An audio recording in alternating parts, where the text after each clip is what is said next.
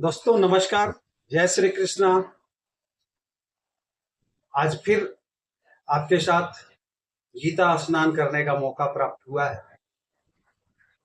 तो चलिए इस गीता गंगा में बहते हैं। यहाँ भगवान की वाणी है। भगवान कहते हैं, अनंतवंत इमे देहा नित्य अस्योक्ता शरीरिणः अनाशिनो अप्रमेयस्य तस्माद् युद्धस्व भारत।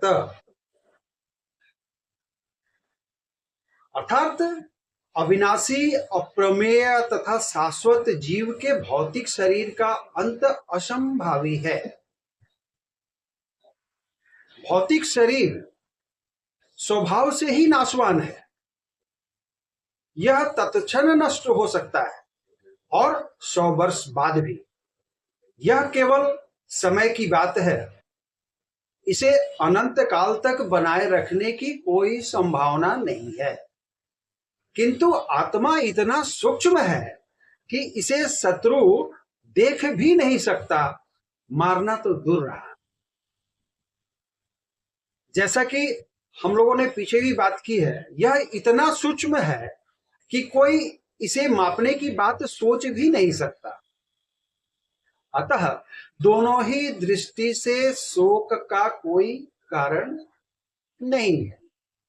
मृत्यु असंभावी है, उससे डरना नहीं है। क्योंकि जीव जिस रूप में है, न उसे मारा जा सकता है, न ही शरीर को कुछ समय तक अस्थायी रूप से बचाया जा सकता है। पूर्ण आत्मा के सूक्ष्म कण अपने कर्म के अनुसार ही शरीर धारण करते हैं। अतः धार्मिक नियमों का पालन करना चाहिए। जीव को प्रकाश बताया गया है क्योंकि वह परम प्रकाश का अंश है।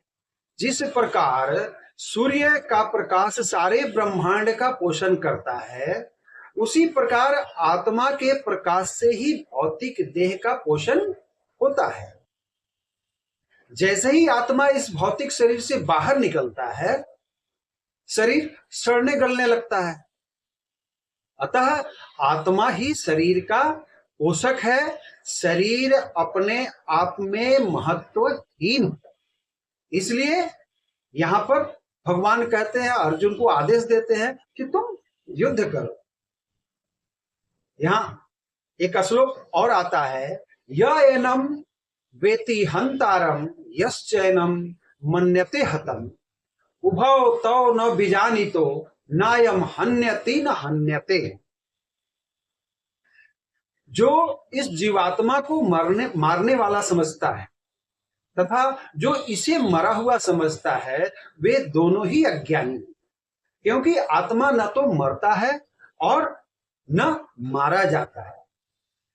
तात्पर्य, जब देहधारी जीव को किसी घातक हथियार से आघात पहुंचाया जाता है, तो यह समझ लेना चाहिए कि शरीर के भीतर का जीवात्मा को किसी प्रकार का कोई कष्ट नहीं पहुंचाया जा सकता, ना ही उसे मारा जा सकता। आत्मा इतना सूक्ष्म है कि इसे किसी भी भौतिक हथियार से मार पाना असंभव है। जैसा कि हम लोगों ने आगे भी बात की है, ना ही जीवात्मा अपने आध्यात्मिक स्वरूप के कारण बाध्य है, यानी बद्ध है। जिसे मारा जाता है या जिसे मरा हुआ समझा जाता है, वह केवल शरीर होता है। किंतु इसका तात्पर्य शरीर के बध को प्रोत्साहित करना नहीं है।